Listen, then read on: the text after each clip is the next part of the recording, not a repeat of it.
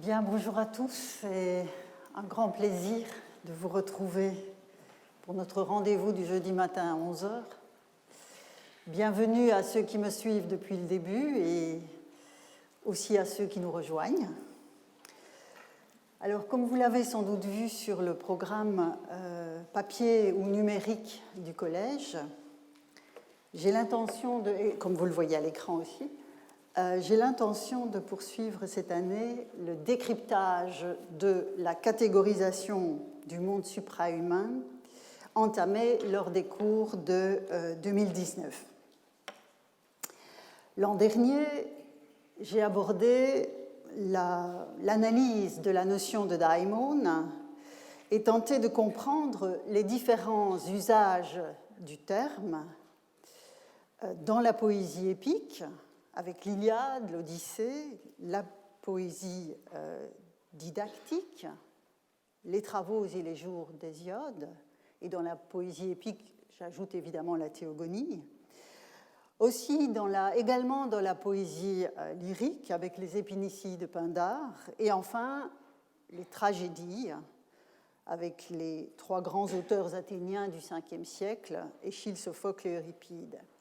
Mais comme l'étude du polythéisme grec, et maintenant vous le savez, l'étude du polythéisme grec ne peut se résumer à l'étude des poètes, aussi fameux soient-ils, et ceux que nous avons vus l'année dernière le sont assurément, je n'ai jamais perdu de vue la question de départ de mon investigation, fondée sur quelques modestes lamelles de plomb mises au jour dans le sanctuaire de Dodone, sanctuaire oraculaire de Zeus et de Dionée, et je vous en rappelle le contexte et les termes. Je lis la traduction avec vous donc de cette modeste lamelle de plomb publiée par Éric Lhote en 2006.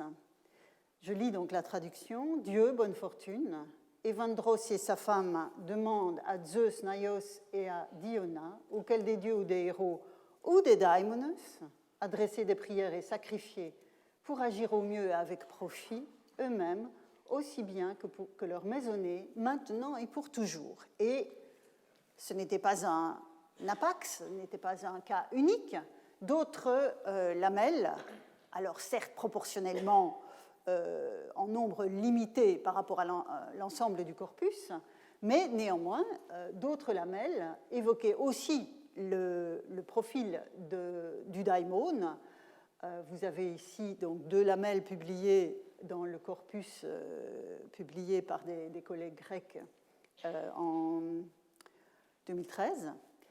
Dieu, Damainetos, à propos de Proxénos, comment il réchappera de Mélitéia, donc c'était un lieu-dit, et auquel des dieux ou des daimonos adressaient des prières pour qu'il en réchappe rapidement et qu'il apporte un présent aux dieux. Autre exemple, plus bref, et auquel des dieux ou des daimonos sacrifiaient pour agir au mieux et avec profit. Alors, nous avons vu l'année dernière, je résume brièvement, parmi les requêtes oraculaires, la question de savoir quel dieu honorer pour obtenir un bienfait est récurrente.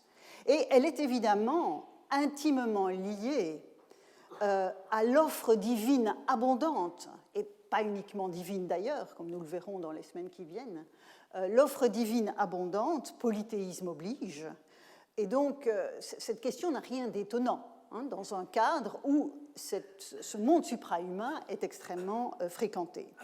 Alors, on le voit, diverses variations affectent la formule initiale utilisée, donc, et parmi ces variations, on voit surgir des héros, des daimonos, en plus des dieux, comme destinataires potentiels des prières et des sacrifices. Et c'est évidemment ces lamelles de Dodone qui justifient le nom générique, le titre générique que j'ai donné à mes cours de ces 2 années. Cela signifie, et c'était une des conclusions auxquelles j'étais arrivée l'an dernier, qu'au moment de concevoir un acte rituel, puisque la prière et le sacrifice, c'est bien de cela qu'il s'agit, donc au moment de concevoir un acte rituel, un daimon peut être conçu comme destinataire de l'acte en question. En revanche, au moment de l'actualisation, la performance, dit-on en imitant en allant emprunter au vocabulaire anglais, la performance du geste rituel, au moment de sa réalisation concrète, l'entité divine en question porte un nom propre. L'ancrage rituel rend apparemment inutile le recours au terme marqué de daimon en tant qu'agent divin en action. C'était, dans les grandes lignes, une des conclusions auxquelles nous étions arrivés. J'avais donc conclu le cycle de cours de l'an dernier sur le constat que le daimon était un agent répartiteur de biens et de maux parmi les hommes, tout autant qu'un agent manifestant l'un ou l'autre aspect de la puissance d'un dieu en la distribuant elle aussi. Et je fais une sorte d'autocitation du cours du 18 avril dernier. Ce sont les deux faces complémentaires de l'instance distributrice, qui est un daimon, une dimension qui exprime son nom même. Je ne reviens pas sur l'étymologie du terme que j'avais évoqué l'an dernier. Donc, parler de l'action divine dans une œuvre poétique, voire même en prose, peut faire surgir la notion de daimon. Mais quand il s'agit de solliciter une intervention divine par le biais d'un rituel, l'adresse alors formulée impose une dénomination spécifique, précisément pour ne pas se tromper d'adresse. C'est en ce sens que l'on peut comprendre, me semble-t-il, et c'était une autre de mes conclusions, certains types d'épiclèses et de noms divins associés. Je reprends les exemples que j'avais évoqués à la fin du cours. Donc, quand on trouve Zeus Euménès associé aux Euménides, ou Zeus Moiraget associé aux Moires, Zeus Homonoios associé à Homonoia, Apollon Nymphaget associé aux nymphes, les articulations entre ces différentes entités sont limpides par le partage des noms. Les entités associées au nom de Zeus et d'Apollon distribuent en quelque sorte la puissance du dieu qu'elles qualifient ou qu'elles accompagnent. Alors, je reviendrai sur Apollon et les nymphes lorsque nous étudierons les nymphes dans quelques semaines, mais je constate pour l'instant la prédominance de Zeus dans ce type d'articulation. Et j'en viens à présent à un daimon nommément actif dans des contextes rituels et avec le titre explicite de la leçon d'aujourd'hui. Nous allons donc pister la déclinaison rituelle du daimon, puisqu'elle existe sous la forme de l'agathos daimon que j'avais annoncé plusieurs fois l'année dernière sans avoir le temps de m'en occuper dès 2019. Alors, pour ouvrir cette investigation, je voudrais vous soumettre un document qui a été mis au jour au nord-est de la mer Égée, dans l'île de Tassos. En effet, une inscription datant de la charnière entre les 4e et 3e siècles, vous voyez, c'est plus ou moins 300 avant notre ère, porte une dédicace à l'agathos daimon. Or, une dédicace, c'est un geste rituel. Une dédicace à l'agathos daimon de la part de magistrats locaux que l'on appelle les apologoi, donc des apologues, dira-t-on en français. Ce sont en fait des magistrats qui sont chargés de la reddition des comptes. Ce sont des contrôleurs de comptes, si vous voulez.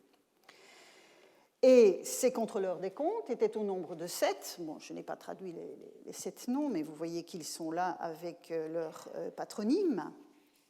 Et donc, ils ont consacré peut-être un objet, sans doute, mais l'objet lui-même est perdu, à l'agathos daimon. Donc, vous voyez cette notion de daimon qui surgit en contexte parfaitement rituel. Alors, deux éléments de contexte sont à prendre en compte face à ce document, très modeste, mais très intéressant. Tout d'abord, ce document s'inscrit dans une série de dédicaces de l'île offertes par des magistrats, puisque nous avons ici affaire à un groupe de magistrats dans l'exercice de ces fonctions. Et on a d'autres exemples. Tassos est une île où beaucoup d'inscriptions de ce type ont été mises au jour, avec des dédicaces de magistrats, d'autres types, pas uniquement des apologues, à des dieux comme Hestia, déesse du foyer du Prytanée, à Hermès, à Aphrodite, ensemble ou séparément. Et c'est un dossier qui a été très bien étudié il y a déjà pas mal d'années par François Salvia dans un article important qui s'intitule « Dédicace de magistrat à Tassos », publié dans le bulletin de correspondance hellénique. Donc, divers groupes de magistrats thasiens, dont les épistates, les agoranomes, les apologues, ont posé ce type de geste rituel, probablement à la fin de leur mandat. Ce n'est pas explicite dans le cas de l'inscription des apologues, mais dans d'autres inscriptions, et ailleurs aussi qu'à Tassos, on voit que ce processus de dédicace intervient souvent à la fin de la charge. À Tassos même, d'autres apologues, au milieu du IVe siècle, donc un peu avant l'inscription, la première inscription que je vous ai montrée, avaient fait une consécration à Hestia. Alors, on doit la restitution, mais qui est sûre en dépit du nombre de lettres pointées ou de lettres restituées, on doit cette restitution à Jean Pouilloux, qui a fait une étude encore fondamentale aujourd'hui sur l'histoire de l'île et de ses cultes. Et donc, les apologues avaient fait d'autres apologues avaient fait une dédicace à la déesse Hestia. On voit ici les noms des apologues en question, et la dédicace est difficilement lisible, mais la restitution de Pouilloux me semble tout à fait fiable.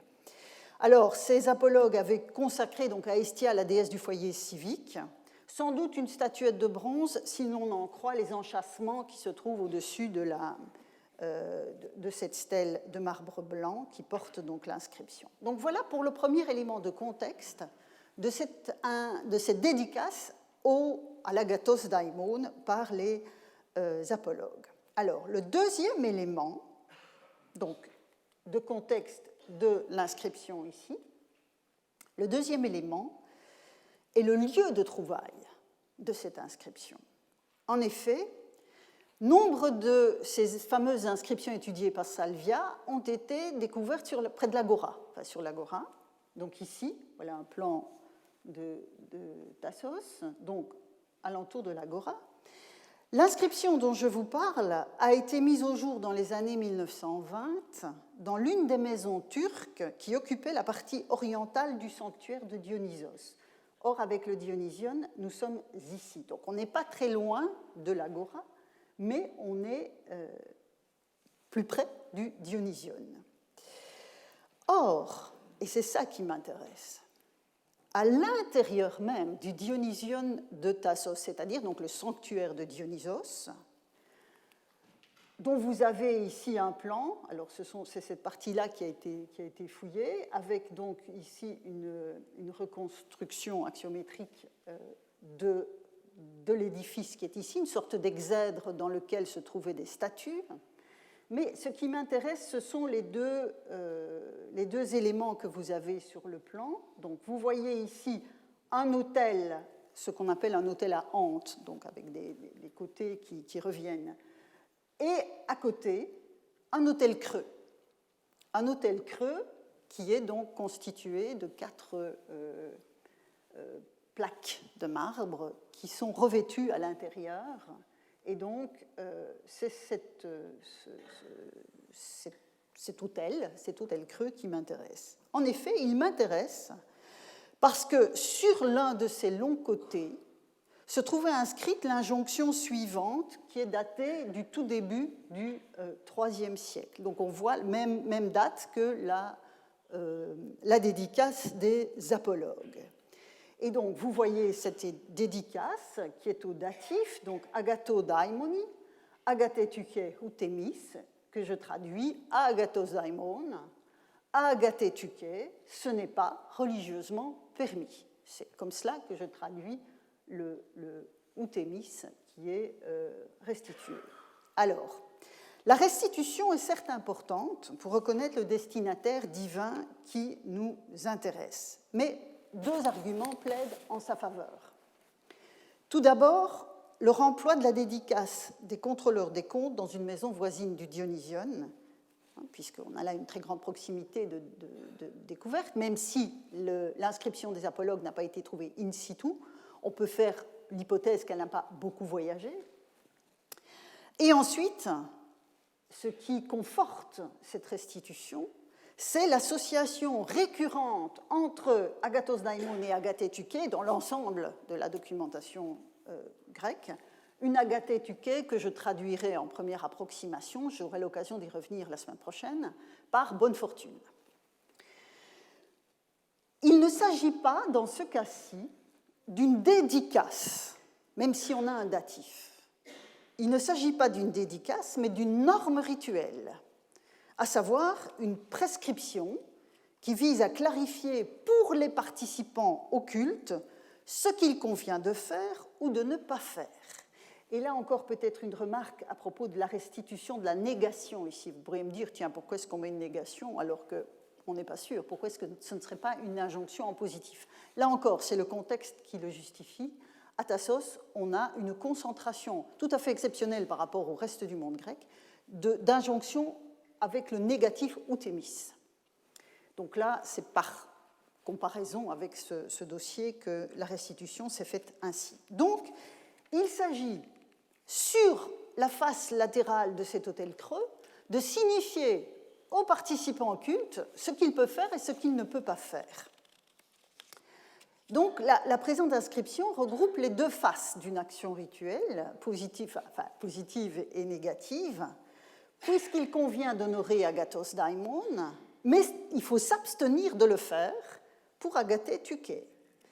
Or, par l'interdiction d'offrir quoi que ce soit à cette dernière, la prescription atteste que le premier mouvement des acteurs du culte aurait été d'honorer les deux. Donc vous voyez en creux, si je puis dire, sans mauvais jeu de mots, puisque l'autel est ainsi, vous voyez en négatif se profiler l'association récurrente de l'Agathos Daimon et de l'Agathé Tuké dans les démarches rituelles des Grecs.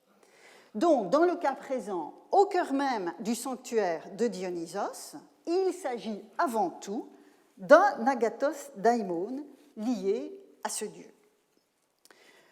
Donc, l'inscription, vous le voyez, est datée à la charnière, elle aussi, du IVe et du IIIe siècle avant notre ère, mais la structure architecturée sur laquelle elle a été inscrite pourrait remonter à la période archaïque. C'est-à-dire, donc, ce sont des structures évidemment difficiles à dater, mais c'est une hypothèse des fouilleurs que je suis volontiers. Donc, une structure elle-même qui pourrait être archaïque et donc remonter au premier temps du sanctuaire lui-même. Donc, je vous l'ai dit, elle est faite de 4 dalles de marbre, doublées d'un revêtement autour d'un foyer creux. Et à la fin du 5e siècle ou au 4e siècle, a été construit donc cet autel à table inantis, dit-on dans le vocabulaire des archéologues. Puis ce monument exèdre avec ses statues a été construit au IIIe siècle. Donc ce que vous voyez ici de façon synchronique c'est inscrit dans la continuité de l'aménagement du sanctuaire. Donc l'inscription a été apposée sur l'autel creux entre la construction du deuxième autel et l'érection du monument voisin. Cette brève prescription rituelle thasienne confère donc une incontestable consistance cultuelle à l'entité divine qu'est l'Agathos Daimon. Donc vous voyez à la fois la dédicace des apologues et cette norme rituelle sur l'autel attestent que l'Agathos Daimon faisait bien l'objet de démarches rituelles. Donc voilà, premier élément de mon dossier, le cas de Tassos. On se transporte maintenant en mer Noire. Autour de la mer Noire, donc plus au nord, et une série de tessons de céramique portant des graffitis a été mise au jour dans différentes cités. Vous voyez ici, on a Caïca, Olbia, Panticapée, et puis une dédicace cette fois-ci, mais je vais y arriver. Et cet ensemble documentaire date du 5e siècle avant notre ère. Donc c'est un peu plus ancien que le dossier tasien que je viens de vous montrer.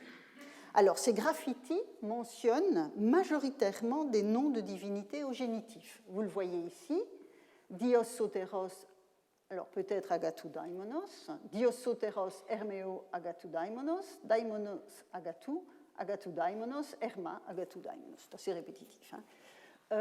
J'ai maintenu, même si le lieu n'était pas spécifié, c'est autour de la mer Noire, mais on ne sait pas exactement d'où vient ce graffiti du 5e siècle aussi. C'est en fait une dédicace d'un certain Dionysios, fils de Diodore, à l'Agathos Daimon. Bon, donc vous voyez, encore une fois, sur des documents certes modestes, la mention de ce daimon qui s'ancre donc bien en contexte rituel. Donc il est chaque fois associé soit à Zeus Soter, donc Zeus sauveur, soit à Hermès, où les combinaisons peuvent varier. Alors, ça c'est pour la mer Noire. En Sicile aussi, pour vous montrer que c'est une tendance lourde, même si les documents sont modestes, c'est une tendance lourde au sein de la totalité du monde grec. En Sicile, donc, on a mis au jour aussi des tessons de céramique portant la mention, alors Agathos et probablement Daimon aussi. Il y a un tesson qui est très mutilé que je ne vous montre pas, mais voici ici un fragment de Cantar à vernis noir, daté de la deuxième moitié du IVe siècle, avec donc cette restitution vraisemblable, encore que nous verrons tout à l'heure. Éventuellement, on pourrait aussi penser à Théos ici, et il faudra comprendre pourquoi, mais restons-en à cette restitution pour l'instant.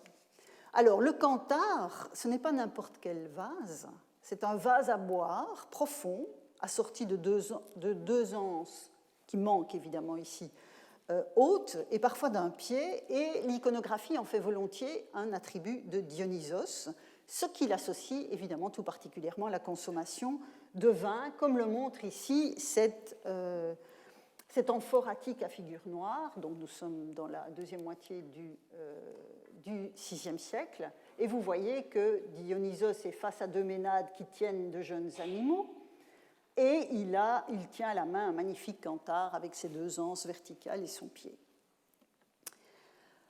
Donc, le cantar semble être un vase particulièrement, enfin, ne semble pas, est un vase particulièrement associé à la figure de Dionysos et à la consommation du vin.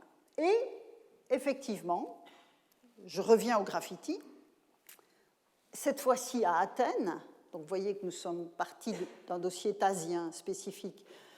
Nous avons envisagé des graffitis de la mer Noire, puis de Sicile, et là je reviens à Athènes. Vous avez donc un fragment de Cantar à vernis noir. Bon, là je n'ai pas de photo de l'objet lui-même, uniquement un dessin de l'inscription, mais a été mis au jour sur l'agora d'Athènes et est daté, lui aussi, de la fin du IVe siècle ou du début du IIIe. Alors, vous voyez sur cette inscription, enfin, grâce à cette inscription, vous voyez que l'objet porte, comme les tessons de la mer Noire, des noms de divinités au génitif. Vous avez Philia, Dionysos, Zeus sauveur, de nouveau, le Zeus sauter de tout à l'heure, l'Agathos Daimon et l'Agathé Tuké. Donc, le tout au génitif de possession. C'est pour ça que j'ai traduit appartient à, Philia, etc. Donc, à l'Agathos Daimon, à Zeus sauter que nous avions vu sur les tessons de la mer Noire, vient s'ajouter à Athènes Philia, la Philia, qui est en fait la divinisation, la personnalisation de l'amitié, de l'affection, qui implique une réciprocité. C'est quelque chose d'extrêmement important, cette notion de Philia. Puis on a Agathos Daimon, que l'on avait déjà sur la mer Noire, le long de la mer Noire plutôt, et Agathé Tuké, ce qui vous montre que cette association est attendue, ou en tout cas qu'elle est facilement possible, d'où sans doute le houtémis de Thasos, qui interdit dans ce contexte-là l'association des deux entités.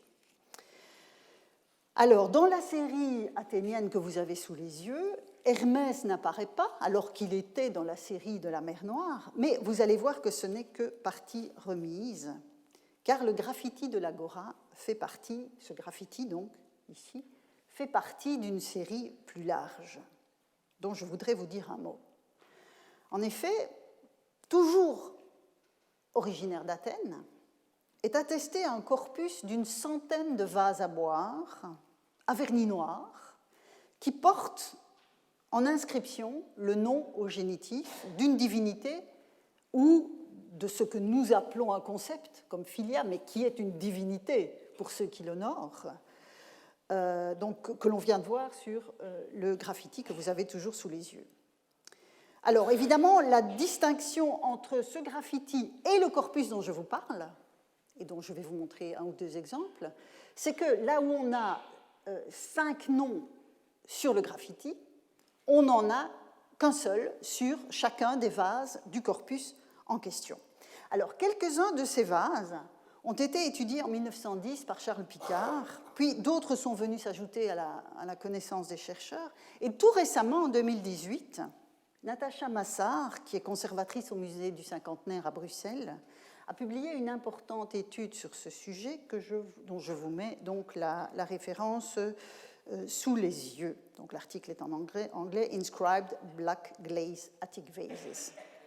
Alors, ces vases inscrits sont donc recouverts du vernis noir caractéristique des canthares que l'on vient d'évoquer et s'échelonnent entre le milieu du IIIe et le milieu du IIe siècle.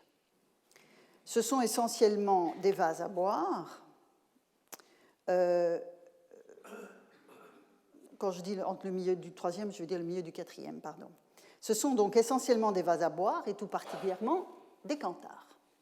La part la plus ancienne de cette production, qui est datée entre 340 et 220, donc c'est bien le milieu du IVe siècle, est d'une fabrication raffinée qui est rehaussée d'une décoration dorée, ce qui en fait des objets de valeur. Je vais vous montrer tout de suite une image. Mais ce qui m'intéresse surtout, c'est de voir le nom des divinités qui sont concernées par ces inscriptions. Donc vous voyez qu'on a vu beaucoup de poésie l'année dernière. On va revenir à la poésie dans le cours de cette année, mais là, je veux vraiment vous emmener dans les aspects les plus concrets de la vie des anciens pour vous montrer que le polythéisme est un tout, ce n'est pas qu'une affaire de poètes. Donc, 4 d'entre eux, donc de ces vases, la première partie de la production, portent au génitif le nom de Zeus Sauter, sauveur, donc, on vient de le voir systématiquement dans les graffitis que nous avons étudiés. Celui d'Aphrodite, à 2 reprises, Hermès, le voilà, et les Dioscures. Alors, le vase pour les Dioscures, là, en l'occurrence, l'inscription n'est pas au génitif mais au nominatif. Et ce qui est particulièrement intéressant sur ce vase, dont vous voyez qu'il est très élaboré, à la fois dans sa forme et dans sa décoration, et vous voyez, et Natacha Massart l'a très bien mis en évidence dans son article, ici on a la représentation de 2 étoiles qui sont une autre, au-delà de l'inscription elle-même, qui sont un autre mode de figuration et d'évocation des divinités associées à cet objet, à ce vase à boire. Donc les 2 étoiles sont une manière aussi de signifier les Dioscures au-delà de Castor et Polydeucès, donc Pollux, que l'on trouve inscrit sur le bord de l'objet. Alors, dans l'espace de temps, donc ça c'était pour la première partie de la production, dans l'espace de temps qui court de 325 à 250, la production de ce type de vase est plus commune. Ici, dans la première tranche, on a vraiment des objets très élaborés. Mais elle concerne toujours des vases à boire avec différentes formes de canthares et quelques autres types également. Je n'entre pas dans le détail, ce n'est pas mon objet. Et puis, si ça vous intéresse, l'article de Natacha Massart vous informera à cet égard. Alors, dans l'ordre, donc le corpus est plus étendu. Dans l'ordre d'apparition du nombre d'occurrences, on trouve inscrit donc Dionysos, Philia, que nous retrouvons ici, donc cette amitié, cette affection réciproque. Et donc, Dionysos et Philia se taillent à peine moins de la moitié des occurrences. Puis on a de nouveau Aphrodite, Hygie, et je dois aussi mentionner dans le registre de la santé, puisque c'est la signification du nom d'Hygie, Amphiaraos et Asclépios. On a Hermès à nouveau, puis Zeus Philios, Zeus Soter, qui nous est familier, l'Agathé Tuké, l'Agathos Théos, vous allez voir que ce n'est pas innocent, et on trouve aussi Athéna, Hestia et Catpan. Donc vous voyez que c'est assez large comme échantillon, avec néanmoins une prédominance numérique de Dionysos et de Philia. Alors, comme l'atteste le vase d'Agathos Théos que vous avez sous les yeux, vous voyez que la production est différente de ce que je vous ai montré à propos de Castor et Pollux. Donc, comme l'atteste le cas de l'Agathos Théos, ces canthares, contrairement aux graffitis vus jusqu'ici, sont conçus comme appartenant aux dieux qu'ils désignent dès le moment de la conception de leur décor. C'est très important. Ici, vous voyez, le nom est peint. Le nom est peint, donc il s'exprime en même temps que le décor du vase. Les graffitis que nous avons vus jusqu'ici ont été en fait réalisés après la fabrication du vase. Donc, il y a des nuances à introduire dans l'évaluation de l'usage de ces objets. Puisque je vous parle de démarche rituelle, l'usage est fondamental. Ils sont rituels par destination dans ce cas-ci, tandis qu'ils deviennent rituels au moment de leur usage dans le cas des graffitis. Pour comprendre cet ensemble de données épigraphiques, puisqu'il s'agit bien de l'épigraphie, même si ce n'est pas des inscriptions sur pierre mais sur vase, il faut convoquer un petit dossier littéraire qui permet de concrétiser l'usage de ces vases. Ce dossier comprend les plus anciennes mentions de l'Agathos Daimon avec les tessons de la mer Noire, documentées par 3 comédies d'Aristophane. Je vous avais dit, on va revenir assez vite à la poésie, dont je vous propose de passer en revue les passages concernés. Alors, le premier passage se trouve dans la comédie intitulée Les Cavaliers. Alors, on a, en fait, pour vous donner un peu le contexte de ce passage, 2 serviteurs de la maisonnée en question critiquent un 3e serviteur qui a ravi l'attention de leur maître. Et l'un de ces 2 serviteurs, désespéré de l'attitude du 3e, voudrait mourir pour échapper à cette situation, quitte pour cela, rien n'est trop excessif dans une comédie d'Aristophane, à se suicider en buvant du sang de taureau. Il y a des précédents célèbres de suicide par l'absorption de sang de taureau. Et donc, un dialogue s'entame entre ces 2 serviteurs désespérés de l'attitude du 3e. Le premier dit non, pas par Zeus, on ne va pas boire du sang de taureau, mais du vin pur de l'Agathos Daimon. Ah oui, dit le second, du vin pur, enfin le 2e, parce qu'il y a un 3e. Ah oui, du vin pur, c'est donc de boire qu'il s'agit à ton sens. Comment un homme ivre peut-il trouver une bonne idée? Vraiment, l'ami, Cruchao, pauvre radoteur que tu es, le vin, tu oses lui refuser l'invention si injurieusement. Le vin, que pourrais-tu trouver qui fasse mieux les affaires? Vois-tu bien, quand ils boivent, c'est alors que les hommes sont riches, réussissent dans leurs affaires, gagnent leurs procès, sont heureux, aident leurs amis. Vous voyez la Philia qui revient. Ça va vite me chercher un conge de vin que j'arrose mon esprit pour pouvoir dire quelque chose d'ingénieux. Puis j'ai passé un peu du dialogue qui était hors propos. Puis il revient avec le vin. Allons, verse-moi bruyamment du vin pur, beaucoup, pour une libation. Tiens, et fais la libation de l'Agathos Daimon. Et vous avez ici, je vous ai mis le grec, donc agathou daimonos au génitif. Aspire, aspire à l'entrée la liqueur du daimon de Pramnios. Alors Pramnios, c'était un lieu-dit de l'île d'Icaria, d'où le vin était particulièrement bon et particulièrement apprécié des Grecs depuis l'Odyssée. Donc c'est vraiment le daimon du vin. Ô Agathos Daimon, c'est ce que tu veux toi et non pas moi. Donc voilà, première occurrence, vous voyez ici la mise en scène de l'agathos daimon dans ce dialogue entre ces deux personnages d'Aristophane. C'est le cas aussi de Philocléon dans Les Guêpes, autre comédie, qui, bon, je vous passe le contexte qui n'est pas vraiment intéressant pour mon propos, mais à un moment donné, il y a un jeu de mots, donc que jamais je ne boive de salaire pur. On parle en fait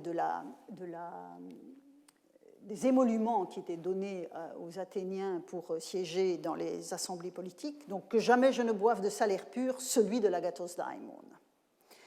Alors évidemment, il y a tout cet arrière-plan parfaitement connu des spectateurs de la comédie et qui pour nous peut poser problème, mais c'est justement à reconstituer ce contexte que je m'attache. Et enfin, dernier exemple, dans les comédies d'Aristophane, un passage de la paix, donc dans la paix Trigée que vous avez ici, essaye de délivrer la déesse paix afin que justement cet état de paix puisse à nouveau bénéficier à Athènes qui se trouve en état de guerre permanent. Nous sommes sur l'arrière-plan de la guerre du Péloponnèse. Et donc voilà, ils ont presque réussi à délivrer la paix qui a été enfermée par la guerre. Venez ici tous les gens, dit Trigée, au plus vite avec des pelles, des leviers et des câbles. Voici l'instant où nous pouvons vider la coupe de l'agathos daimon. Et voilà à nouveau notre agathos daimon au génitif.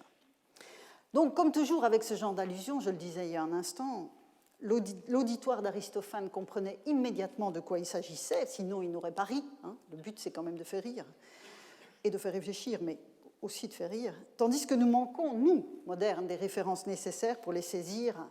Et heureusement que nous avons des lexicographes anciens qui, dès la fin de l'Antiquité, étaient confrontés au même type de problème que nous, en fait, fondamentalement. Mais eux avaient encore à disposition suffisamment de documentation pour répondre à leurs questions.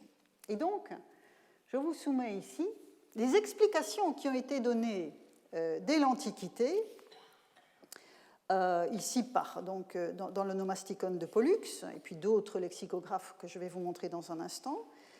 Et Pollux fait en fait une sorte de catalogue des coupes à boire et va expliquer, va justifier le nom d'une de ces coupes à boire, comme suit, je lis avec vous. Celle d'après le lavage des mains est une coupe à vin que l'on prenait après s'être lavé les mains, ce qui est extrêmement logique. Le nom n'est pas fondé sur la forme du vase à boire, mais sur son usage. Elle était consacrée à Hygie, donc l'Iguieia que nous avons vu tout à l'heure, de même que le troisième cratère était consacré à Zeus Soter, que revoici lui aussi. Le vin pur d'après le repas était consacré à l'agathos daimon, et la dernière boisson à Hermès, donc je vous disais que Hermès, on allait le retrouver, comme le dit Homère, Hermès auquel il verse une libation en dernier. Donc vous voyez ici que le contexte se précise, l'agathos daimon est lié à un type de libation et à un type de vin. C'est ce que confirme Aelius Dionysius, un lexicographe, et la Souda, donc la Souda qui nous amène à l'époque byzantine. Donc, sous l'expression agathou daimonos, donc l'agathos daimon de génitif, il le justifie en disant, Aelius Dionysius, je lis, les anciens appelaient ainsi le vase à boire que l'on présentait après avoir débarrassé les tables. Et la Souda renchérit, les anciens avaient pour habitude, après le repas, de boire la coupe d'agathos daimon, avalant du vin pur et nommant celui-ci d'agathos daimon, et le vin coupé, celui de Zeus Soter. Ils appelaient ainsi le deuxième jour du mois. Et à Thèbes, il y avait un héroon de l'agathos daimon. Cette dernière indication pourrait être une interpolation, j'y reviendrai plus tard. Alors, donc voilà le dossier de cet agathos daimon associé à la consommation du vin. Alors, dans une autre œuvre de la fin de l'Antiquité, là, les passages auraient été trop longs, celle d'Athénée de Naucratis, donc avec Athénée de Naucratis, nous sommes au IIe siècle de notre ère, Athénée, comme vous le savez, est l'auteur d'un banquet encyclopédique dont les convives échangent des propos érudits précisément sur quantité de sujets, dont tout ce qui touche au banquet. Et l'avantage de cette œuvre, c'est qu'on y retrouve toute une série de mentions de poètes, de comédies qui nous sont définitivement perdues. Et Athénée va citer toute une série de passages de comédies pour nous perdus qui évoquent les coupes de l'après-dîner en l'honneur de Zeus-Sauter, de l'Agathos Daimon et d'Hygie. Mais l'intérêt, c'est qu'il en offre aussi l'étiologie, c'est-à-dire qu'il va nous donner l'explication de cet usage. Et pour expliquer cet usage, il va se fonder sur un traité sur les parfums et les couronnes, donc vous voyez que nous sommes dans le contexte du banquet, d'un médecin du nom de Philonides, inconnu au bataillon, et l'œuvre est perdue. Mais que nous dit Athénée? Que lorsque le vin fut connu des hommes, ils en usèrent d'abord sans le couper. L'ivresse s'empara dès lors des convives qui se mirent à délirer. Vous imaginez la scène. Une tempête survint, nous sommes dans une étiologie, donc il y a une histoire justificative. Une tempête survint qui poussa les convives à se mettre à l'abri. Manifestement, la consommation du vin avait lieu en plein air. La pluie commença dès lors à tomber dans les coupes de vin, et par ce mélange, aussi bienvenu que fortuit, les convives reprenant place purent désormais profiter sans mal de ce plaisir divin. C'est pourquoi, dit-on, et je vous rappelle qu'il s'agit d'une étiologie, donc d'un récit des causes, quand le vin pur est servi en marge du repas, les Grecs invoquent l'agathos daimon, honorant ainsi celui qui l'a découvert, à savoir Dionysos. Donc c'est toujours l'étiologie d'Athénée. Et avec la première coupe de vin mélangée, cette fois, servie après le repas, ils invoquent Zeus-Sauter parce qu'ils présument qu'en tant qu'origine de la tempête, il est l'auteur de la mixture bénigne qui dérive du mélange du vin et de l'eau. On a la même étiologie quelques siècles auparavant chez Diodore de Sicile, qui rapporte à peu près la même chose, et Plutarque, et là nous sommes donc à la transition entre 1er et 2e siècle de notre ère, associe quant à lui le sacrifice à l'agathos daimon à la dégustation du vin nouveau, donc vous voyez que nous sommes toujours dans ce registre, au premier mois après l'hiver, que ce soit en Béotie ou en Attique. Et tout cela faisait donner lieu à des fêtes officielles dans les calendriers des cités. Donc ce faisceau d'éléments auquel on peut associer l'autel en creux du Dionysion de Thasos permet de circonscrire un cadre dionysiaque pour ancrer l'agathos daimon dans une de ses déclinaisons rituelles, ce que la céramique attique va expliciter d'une autre manière encore. Et je vous montre un document. Il s'agit d'une coupe dont vous voyez qu'elle est fragmentaire. Donc, voilà l'intérieur, je suis désolée, je n'avais pas de meilleure photographie. Donc, c'est une coupe fragmentaire qui provient de l'acropole d'Athènes et qui semble avoir été fabriquée à des fins d'offrande et non d'usage parce que l'intérieur est fabriqué, réalisé selon la technique à fond blanc, qui est sans doute trop fragile pour recevoir du vin. Et cette coupe date des débuts du 5e siècle. Donc, ça nous ramène à la toute fin, à l'extrême fin de la période archaïque. Au tout début de la période classique, selon la limite telle qu'on la pose. Alors, un des fragments de cette coupe a été perdu depuis son édition en 1870, mais François Lissarag en a réalisé un dessin en intégrant la pièce désormais manquante, qui est ici, dans l'ensemble. Alors, vous voyez donc un homme couronné qui a l'air d'être assis, avec une lance négligemment déposée sur son épaule, qui profère des sons en tenant manifestement un vase.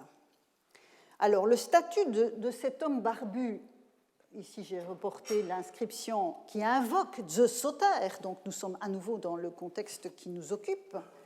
Le statut de cet homme, avec une fiale donc à la main ici, reste difficile à définir parce que la combinaison d'un contexte symposiaque, donc le contexte du banquet où avait lieu la consommation de vin, et la présence de la lance reste un petit peu curieuse. Alors, sur l'autre côté de la face externe de la coupe, on a donc une main qui tient un canthare, vous reconnaissez le vase que je vous ai montré jusqu'ici, et est entourée de l'affirmation à la première personne du singulier, je fais une libation au daimon, agathos. Donc, revoici notre agathos daimon. Et on voit distinctement, par la présence des deux articles, dans la composition de l'inscription, qu'agathos est en position d'épithète par rapport à daimon. Donc, il s'agit de la mise en scène explicite de ce qu'Aristophane détournait dans ses comédies et que les auteurs tardifs que je viens de vous montrer explicitaient, à savoir la libation au bon daimon ouvrant le symposium. C'est en revanche au vocatif, ici, que sont invoqués Zeus Soter et peut-être d'autres dieux, mais vous voyez que là on est mal outillé pour aller plus loin, peut-être d'autres dieux, mais cela ne fait pas pour autant de cette invocation un simple toast, vous voyez, comme nous faisons nous-mêmes lors de nos repas ou d'autres occasions ou des apéritifs. Il s'agit en fait d'une démarche rituelle de libation à l'agathos daimon dans un cas, de libation avec invocation explicite à Zeus Soter dans l'autre. Donc, vous voyez que le dossier s'enrichit ici d'une dimension davantage iconographique. Alors, les graffitis de la mer Noire, dont nous sommes partis, le fragment de canthare siciliote, le fragment de l'Agora d'Athènes, les textes d'Aristophane et le vase que l'on vient de décrire, attestent la présence d'un rituel de libation pour le bon daimon dans le cadre du symposium.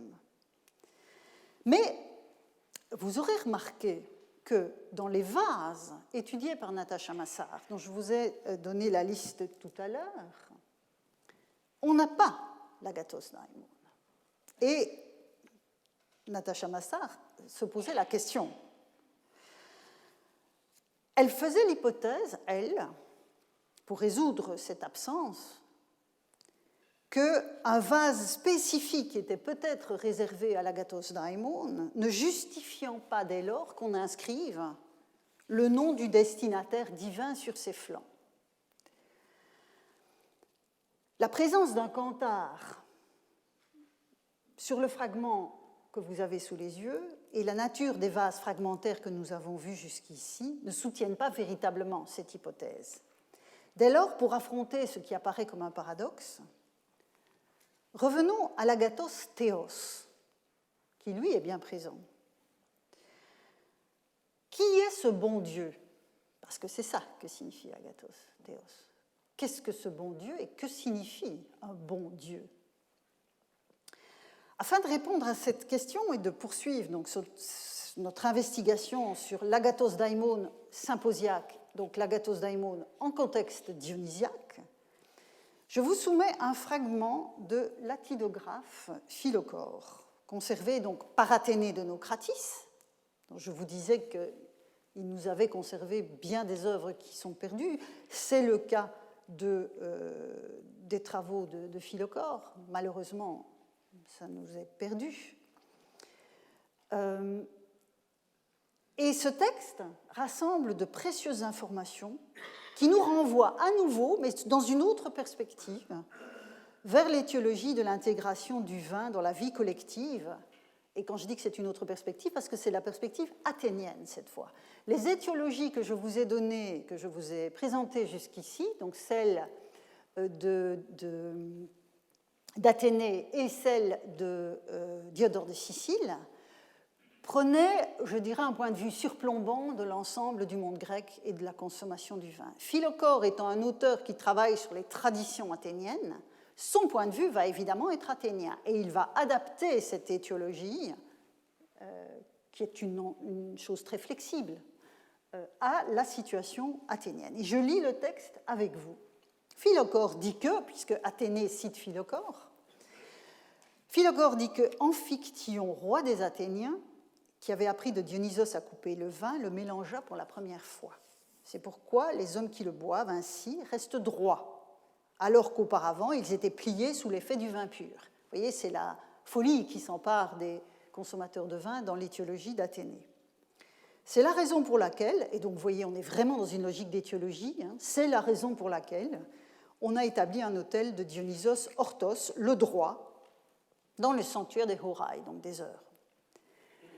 Il a également établi la règle de servir, après le repas, du vin pur juste pour goûter, en manifestation de la puissance de l'agathos théos.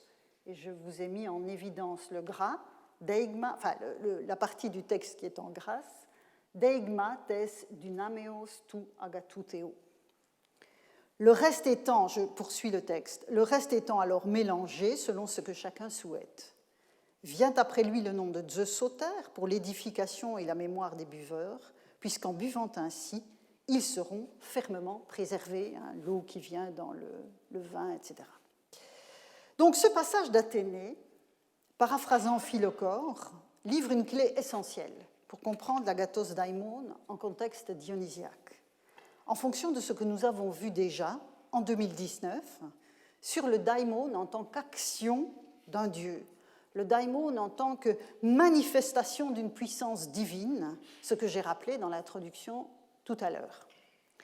En utilisant la formule agathos théos, Athénée, ou peut-être Philocore, à partir du moment où la paraphrase par Athénée est fidèle au texte original, Athénée, ou Philocore, opère en fait un raccourci assez remarquable. Ce n'est pas le théos qui est agathos, c'est le vin qu'il donne aux hommes qui est un agathon, un bien, un bienfait. Diodore l'écrivait aussi, donc après l'étiologie sur la pluie de Zeus qui tombe dans les coupes de vin. La reconnaissance des hommes va particulièrement au dieu associé à la découverte des bienfaits pour l'humanité, en l'occurrence Dionysos pour le vin, nous dit Diodore, et Déméter pour les céréales et l'alimentation en général. Donc les agathas attendus par les hommes sont, dans un premier temps en tout cas, ceux qui garantissent leur survie et qui ajoutent même un plus dans le cas du vin. Goûter du vin pur, nous dit Athénée, c'est expérimenter la puissance de Dionysos, sa dynamis. Vous avez ici le nom au génitif. Et parler de la dynamis de l'agathos théos, c'est en fait gloser l'expression agathos daimon, puisque daimon est précisément un terme qui peut désigner la puissance en action. Diodore le disait aussi en associant l'ivresse à la mania, la folie qui est la manifestation dionysiaque par excellence. Et donc, de la même manière qu'Homère affirmait déjà que les dieux étaient redoutables quand ils apparaissaient directement, il y a un vers célèbre à cet égard, le vin doit être coupé d'eau pour ne pas livrer les buveurs à la puissance brute et donc brutale du dieu qui se manifeste dans le liquide. Et donc l'agathos daimon, ainsi compris, n'est rien d'autre que la manifestation de la puissance divine de Dionysos par l'intermédiaire du vin pur, dont le don maîtrisé est un bienfait, un agathon, soutenu par l'intervention de Zeus Sauveur dans le registre de ses fonctions météorologiques. C'est ce que nous disent à la fois les plaisanteries d'Aristophane, l'étiologie de Diodore, les libations de vin pur associées à l'agathos daimon, et les libations de vin coupé d'eau aux autres divinités du symposium.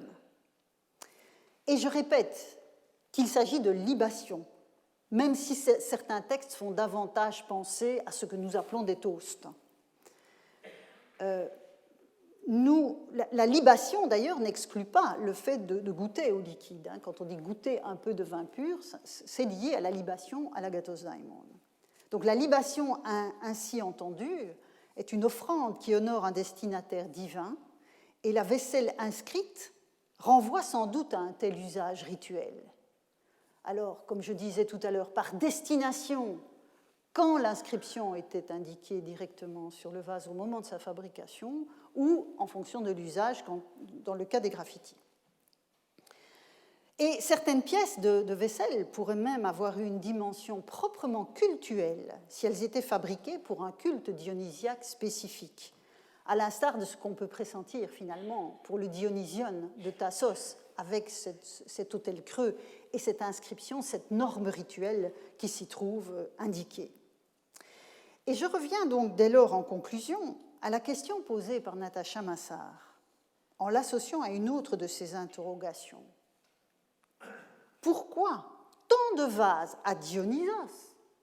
Vous voyez ici, dans la série des Cantares qu'elle a étudiée, alors que, disait-elle, et je traduis la partie de son article que vous avez en anglais sous les yeux, les auteurs anciens ne mentionnent pas Dionysos en tant que destinataire d'un toast ou d'une libation au banquet. Dès lors, s'interroge-t-elle, même si la présence de Dionysos sur ces coupes correspond bien à leur contenu et à leur probable contexte d'utilisation, la présence explicite du nom du dieu ne correspond pas à ce que l'on sait des moments ritualisés au symposium. Donc vous voyez, il y avait deux questions dans sa démarche. Pourquoi n'a-t-on pas deux mentions de l'agathos daimon? Et sa réponse était, c'est peut-être un vase spécifique, tellement spécifique qu'on n'a pas besoin d'indiquer le nom dessus. Deuxième question, pourquoi tant de vases au nom de Dionysos si c'est bien une logique de performance rituelle qui préside à cette inscription, alors que dans le dossier que je viens de vous montrer, on n'a pas de mention de libation explicite à Dionysos. Il me semble que la solution de cette apparente contradiction entre sources littéraires et vases inscrits pourrait se trouver dans le texte de Philocore, qui glose en fait l'agathos daimon en contexte symposiaque comme vin pur, à savoir la manifestation de la puissance de l'agathos théos. Et je ferai donc l'hypothèse, et ce sera la conclusion de cette leçon, que ce sont des cantares au nom de Dionysos lui-même avec lesquels s'accomplissaient les libations de vin pur, même si les paroles accompagnant le geste pouvaient invoquer agathos daimon, comme on vient de le voir sur le vase attique fragmentaire redessiné par François Lissarague. Cet agathos daimon était tout simplement Dionysos en action, selon le sens de daimon que nous avons identifié l'année dernière dans la poésie. À cet égard, les noms pouvaient être interchangeables. Et je vous propose dès lors de poursuivre l'enquête sur les actualisations rituelles du daimon la semaine prochaine et je vous remercie de votre attention.